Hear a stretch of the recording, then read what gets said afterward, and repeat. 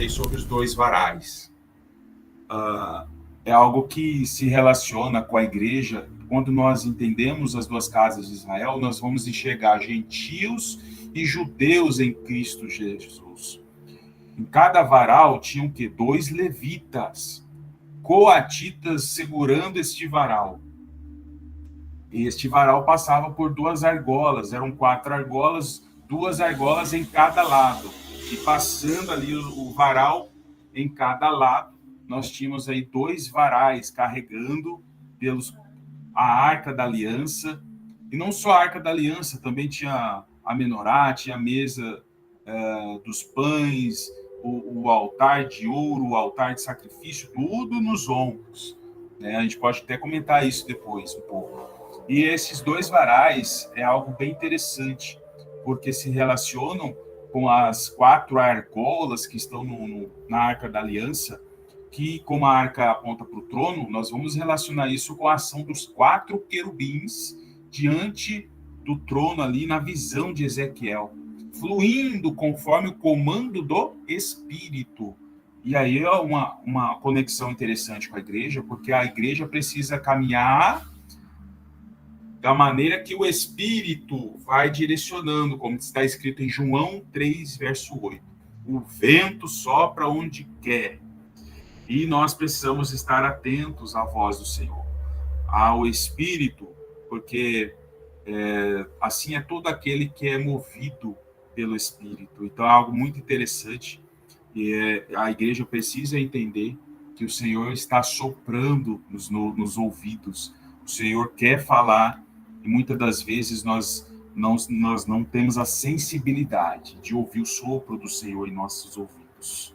Então isso relaciona muito com as 2 testemunhas, principalmente, que têm a responsabilidade enorme de despertar as virgens, de tocar a trombeta, de despertar, de chamado ao arrependimento às nações da terra.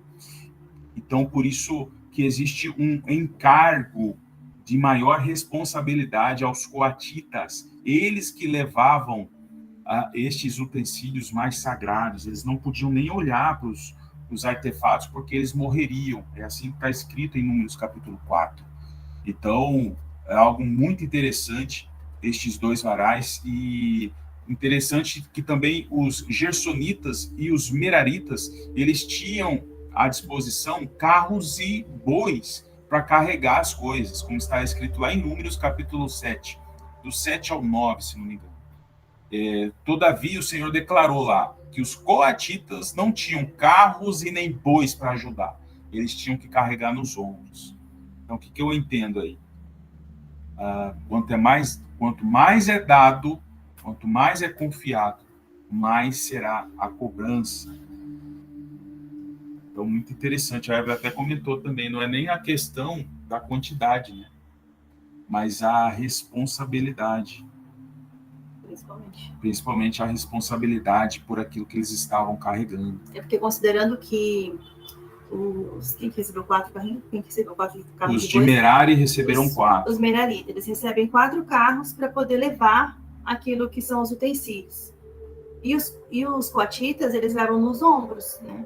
Então não se trata de quantidade de coisas, porque provavelmente aqueles que receberam 4 carros tinham muito mais quantidade de coisas para levar, mas a responsabilidade era diferente, né?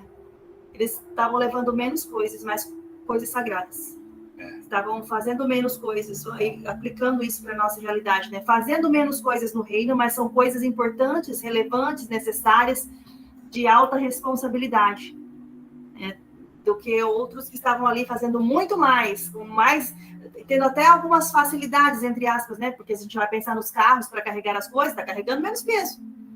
Está movendo o carro e tal, mas tem um animal para puxar o carro. Então ele está tendo menos peso.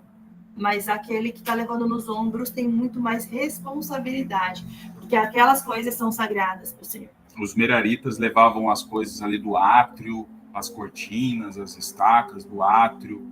Então eles tinham à disposição 4 carros, né, e os bois ali para carregar os carros. Os gersonitas eram responsáveis por carregar ali as colunas do tabernáculo, ali mais próximo da tenda. E só que eles não podiam levar as coisas santas, sagradas ali. Aqui, as coisas ali do lugar santo, santíssimo, mais sagrado ainda, eram dos coatitas. Que levavam nos ombros. Que levavam nos ombros. Os meraritas, que eram mais longe ali, tinham 4 carros. Os gersonitas, que já estavam ali carregando as coisas da tenda, tinham 2 carros. E os coatitas, que carregavam as coisas mais sagradas ali, tinham que carregar nos ombros. Então a gente percebe algo para a nossa vida, para a igreja, por exemplo. Enquanto uns, o Senhor deu, por exemplo, os talentos, as minas. O Senhor deu 10, para o outro o Senhor deu 5, para o outro o Senhor deu 2, deu 1.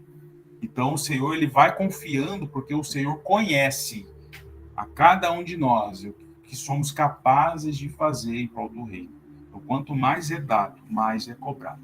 Um senso de responsabilidade é diferente de um Mas outro. esse mais não se trata de quantidades. É isso que eu quero ressaltar, que nem sempre esse mais tem a ver com quantidade de coisas, e sim com nível mesmo de responsabilidade. Exato.